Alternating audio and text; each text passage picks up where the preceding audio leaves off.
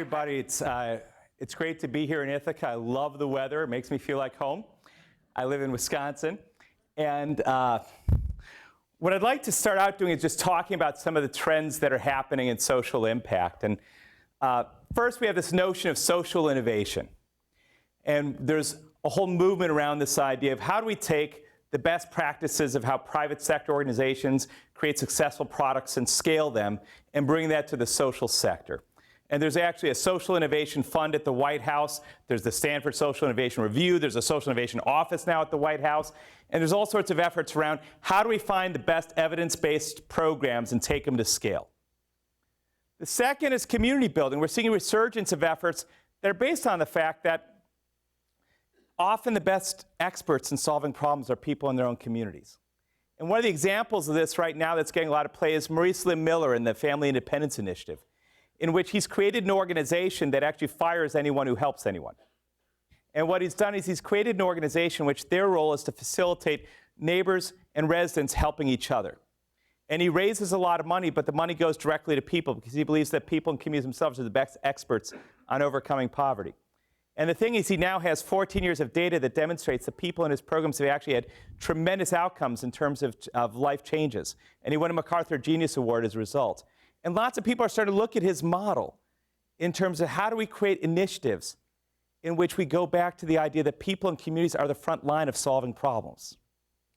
The third model that's getting a lot of play, and here in Ithaca there's a lot of people talking about, is collective impact. And the way I like to think about this is in April of 2010, the headline in my local newspaper in the morning was that we had the worst fourth grade reading scores for African American children in America. That same afternoon, I got an email newsletter from one of the largest youth agencies in the city, boasting about the outcomes it was achieving with the 15,000 kids they serve.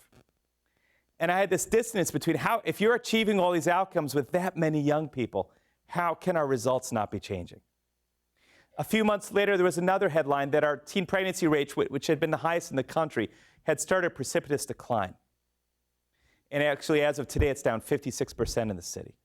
And what happened is the United Way, along with the city, pulled all the groups that worked on that together. And they set a goal to cut the rate in half in 7 years.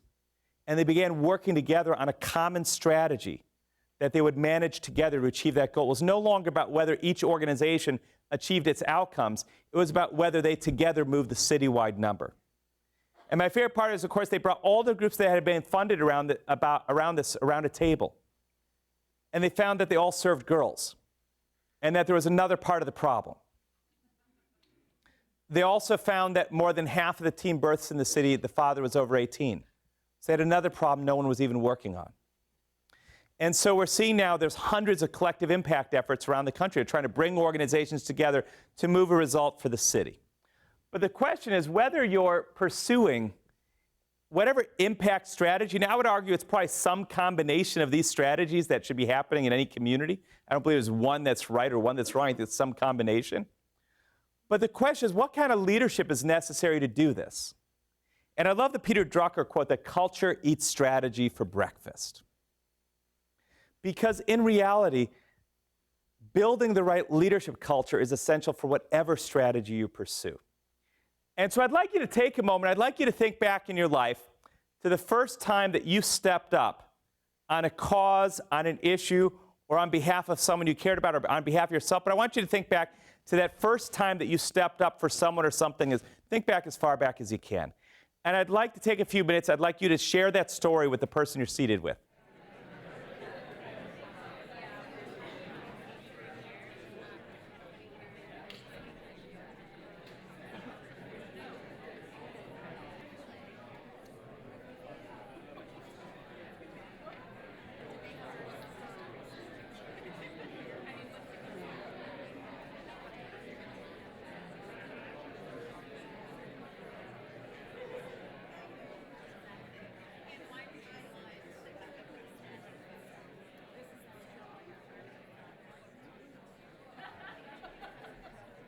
So I like to start there to ground people on our own journey. And the reason is that when I talk about the notion of everyone leads, it doesn't mean everyone should be in charge at the same time. What it does mean is that leadership is a muscle. And everyone has that muscle. And like any other muscle, it only gets stronger with exercise and practice. And that first time we step up, whether it's to attend a march or join a youth leadership effort or standing up to a bully or whatever it is, that's when we start building that muscle. And that the goal of any effort to create change should be, how are we building the collective leadership muscle of our organization or of our community? Because it takes the leadership of the many to solve problems. I wanted to open with a couple stories. And the first is Biz Nash Talbot Scott. Biz was an 18-year-old single mother in community college. She had a 3-year-old son. She says that at the time, she knows she was smart, but she had no idea of her potential. She ended up serving in an after-school program in her community. She started committing to her own education. She ended up going to university, did very well, went to law school, began a legal career in Washington, D.C., and most recently was one of the directors of presidential personnel at the White House. Most people don't look at a single mom in community college and think there's a White House lawyer. Peter Hoffel is a different kind of story. Peter was 27 years old. He had attended college. He had a philosophy degree, which meant he was working at a deli. And he had really cool sandwich names. And one day a woman asked to hang a poster for public allies in the deli. And he struck up a conversation with her. And he describes himself as someone who would stay up late at night with his friends talking about politics and social issues, but never thought he could do anything about it. He ended up working in a legal action organization in his community where he recommitted, found himself really connected to people with disabilities. Peter today is the CEO of the National Alliance on Mental Illness in Wisconsin and one of our state's top disability rights advocates. And again, most people don't look at the person making sandwiches behind the counter and think there's a leader. And that's what we at Public Allies did for 20 years, was try to find leadership where no one else looked. And we found thousands of examples of incredible leadership that was in our communities. And we found that we were able to build leadership among all kinds of people and find ways for them to get engaged in solving problems. The reason why I'm so passionate about this is that was me. This is there was a pre-bow tie era. So I was someone who grew up struggling with addiction and depression. I was institutionalized. I was homeless. And through the Department of Vocational Rehabilitation, I started getting into higher education at a later age. And I was a product of a lot of social services in my own life. And it was being a product of those social services, as things came together, I wanted to figure out how I could help others. And for me, I think it's natural when you've been a product of lots of people helping, you want to figure out how I can help others. And I ended up getting it sponsored by my university, University of Wisconsin in Milwaukee, to attend this conference. And I sat down next to this woman. She told me she was starting this new nonprofit to find young people who are passionate about making a difference, especially young people who actually had experienced issues, and to help them become leaders. I said, that's what I want to do. And she said, why don't you start one in Milwaukee? And so with all the experience I had as a gardener, a telemarketer at an insurance agency, and a former drug dealer, I decided to start a nonprofit organization. And I could have never imagined that 20 years later I'd be an advisor to the President of the United States and leading a network of over 6,000 leaders across the country. But it's been an up and down journey, but it's my own journey that makes me so passionate about what's possible when we believe in people. And what Public Allies thinks about leadership came from 3 ideas. The first is that leadership is an action everyone can take, not a position few people can hold. When we shift our thinking from the noun to the verb, we really open up the possibility. The second is that, what is leadership? It's stepping up and taking responsibility. It's someone stepping up and saying, I'm willing to do whatever it takes to reach this result. We own a result. And the third part, I would argue, is the most important part of leadership, which is it's about values. Because how we lead is as important as what we're leading toward if we want to lead long term. So I want to take this first idea and kind of tell a story that everybody knows, but tell it to you in a way that you might not have heard it before. And it's the story of Mrs. Rosa Parks and the Montgomery bus boycott. And let's start with Mrs. Parks. She was a radical her whole life. And in fact, she fell in love with her husband Raymond and said he was the first man radical enough for her to marry. In 1932, there was a case called the Scottsboro 9 in which 9 young men had been falsely accused of rape. And the Communist Party of America financed their defense. And her husband became a community organizer in the effort. And it was his activism on that she fell in love with. In 1942, she and Edie Nixon ran for leadership roles in the local NAACP. They were the first working class people to achieve those roles. He as president, she as secretary. He was a member of the Brotherhood of Sleeping Car Porters, which was basically a butler on trains, and she was a seamstress. Through that, she was trained by the great organizer Ella Baker at trainings in Florida and in Georgia, where she became a mentor of hers and began encouraging Rosa Parks' leadership, among other things, in creating a youth council in Montgomery, in which Rosa Parks worked with young people in Montgomery to stand up to segregation. One day as a seamstress, she was working for the town's leading white liberals, Virginia and Clifford Durr. And Virginia was talking to her about her NAACP work and suggested that she go to the Highlander Folk School and go to one of the nonviolent civil disobedience trainings there. And Virginia Durr raised money among her friends to sponsor Rosa Parks to go to a training in nonviolent civil disobedience. There she was trained by Septima Clark and Miles Horton, who saw her as a real emerging leader in the movement and began corresponding with her. Then a young lawyer, Fred Gray, who was 24 years old, moved to Montgomery, and she took him under her wing and got him involved in becoming the leading civil rights lawyer in Montgomery. Then in February of 1955, Claudette Colvin, age 15, refused to move to the back of the bus in Montgomery and was arrested. How many people remember her? Few. She was a member of Rosa Parks' Youth Council. Rosa Parks argued vigorously with the male leadership that they should use her case as a test case and challenge the laws. But they said that she was rumors that she was pregnant. They said she was too dark, that she was young and a kid, and no one's going to sympathize with a kid. And so they didn't take her case. A few months later, Rosa Parks refuses to move to the back of the bus and was arrested. On the 100th anniversary of her birth, the White House proclamation said she accidentally started a movement. The New York Times obituary called her said that she was an inadvertent activist. How accidental does she sound at this point? So the Durrs and Edie Nixon go to get her out of jail. They go back to her home and argue with her and Raymond for the next 2 hours about the possibility of using her as the case to take on segregation. And this was on a Thursday night. And she and Raymond know they'll lose everything, but they had the courage to say yes. And so Edie Nixon calls Fred Gray to represent her, and then he calls Joanna Robinson, who heads the Women's Political Council in Montgomery, which was an organization of African-American women who for 2 years have been calling for a bus boycott. And Joanna Robinson goes and overnight prints 15,000 flyers at Alabama State University, a state institution in a state that sanctions segregation, to promote a boycott of the state. And she prints 15,000 flyers overnight so the Women's Political Council could organize to have people handing them out at all the bus stops the next morning. Then he calls Ralph Abernathy at First Baptist Church and asks him to pull together the pastors Friday afternoon so they can call for the boycott from the pulpit on Sunday. And Ralph says, well, I got an idea. There's this new pastor in town and no one knows him. Let's do it at his church. And that's how Martin Luther King got drafted in the movement. One white pastor, Robert Grates, who happened to be Rosa Parks' pastor, attended the meeting and his home was bombed in retaliation. They decided to create an organization, the Montgomery Improvement Association, to organize the effort. And Rufus Lewis had lost several elections to Edie Nixon to lead the local NAACP, and he hated the fact, he was a business owner and college educated, he hated the fact that uneducated working class men kept beating him. And he didn't want Edie Nixon to run the Montgomery Improvement Association. So he suggests they have someone neutral run it. And that's how he nominates Martin Luther King to run the Montgomery Improvement Association. King then calls his father, who connects him to a pastor in Shreveport, Louisiana, who talks to him about the movement they did there, where they had a bus boycott. And he says people will march for a few days, and then you have to figure out how to get them everywhere. So King appoints Rufus Lewis transportation chair, and he organizes a 350-car carpool that for a year transported everyone to school, to work, shopping, etc. Two women, Inez Ricks and Georgia Gilmore, create competing clubs of women who sold food, cooked food and sold food in the community to raise money for all the gas and all the parking tickets and everything they were getting. Then Ella Baker took Rosa Parks on a tour of the North to raise money from NAACP donors. The Hordens and Miles Horton and the Durrs raised money from the Highlander Folk School donors. And then Bayard Rustin came to town.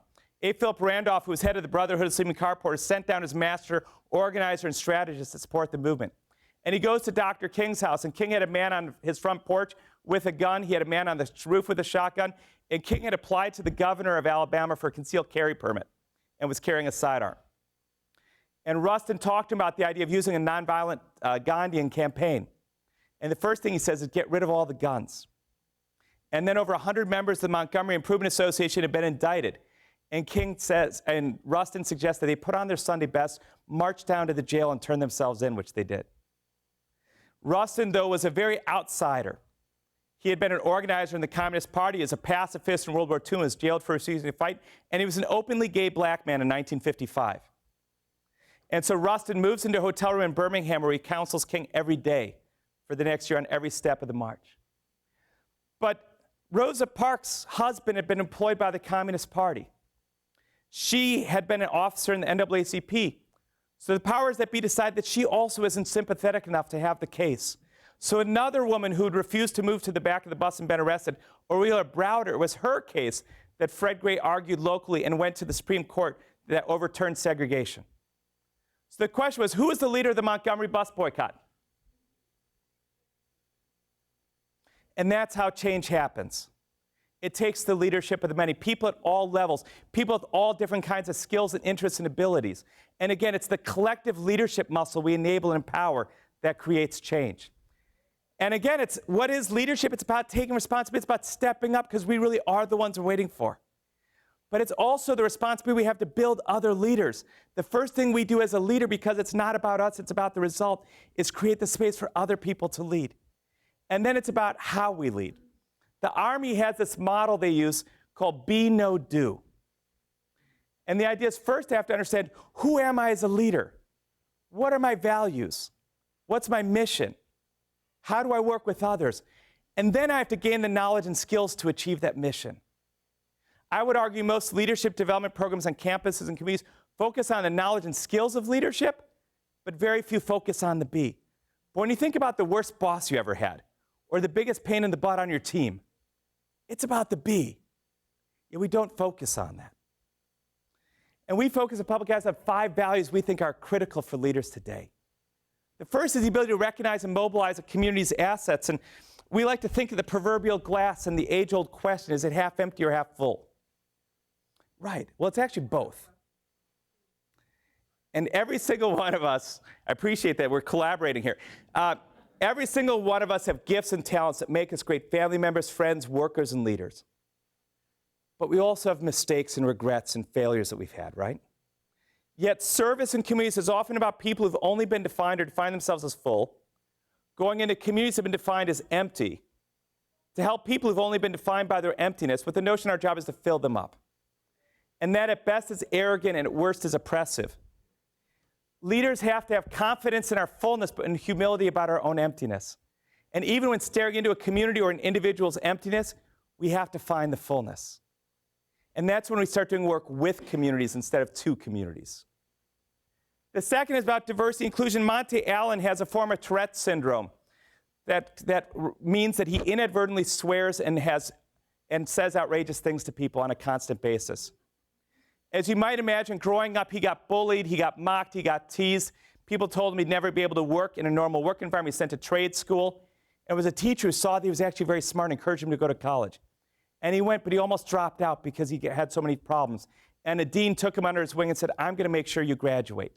And he met with the professors and said, listen, this is what he does in the classroom. And if you have him, this is what's going to happen. You have to prepare the students and prepare yourself. But if you're unwilling to have him, I'll teach him the credits. And he graduates with honors, but it becomes hard to find a job. And we placed him in an organization called the Free Store Food Bank. And it's because the supervisor, Bob Lippman, we called him and told him about what Monte does. And Bob said, that sounds interesting, send him over. And he called us back, he said he went both racial and sexual in the interview. And to hire him, we're going to have to throw out the personnel manual. But he said, but I think if we hire him, it's going to force us to think differently and work differently, and that's going to be a good thing. And it did. They started him back working with food, and then he started working with clients. And he had to explain to clients, I have this condition. If you work with me, I'll start swearing at you. And if you're offended by that, I won't mind if you work with somebody else. What do you think happened? Everyone wanted to work with him. Not only that, but he had lived on disability and he was an expert in it. And within 2 years, he was running their disability rights division. And he recently was headhunted away from the agency. And the reason is because he killed the power differential.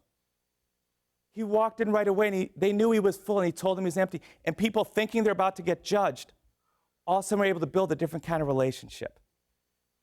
But what we were talking about Casey earlier, what Bob Lippman's genius was, is that he understood if you bring in someone who's different, it's going to force you to work differently.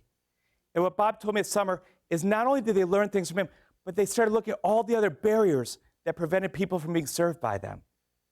And just by having that difference, it forced them to look differently and think differently about all the people they served.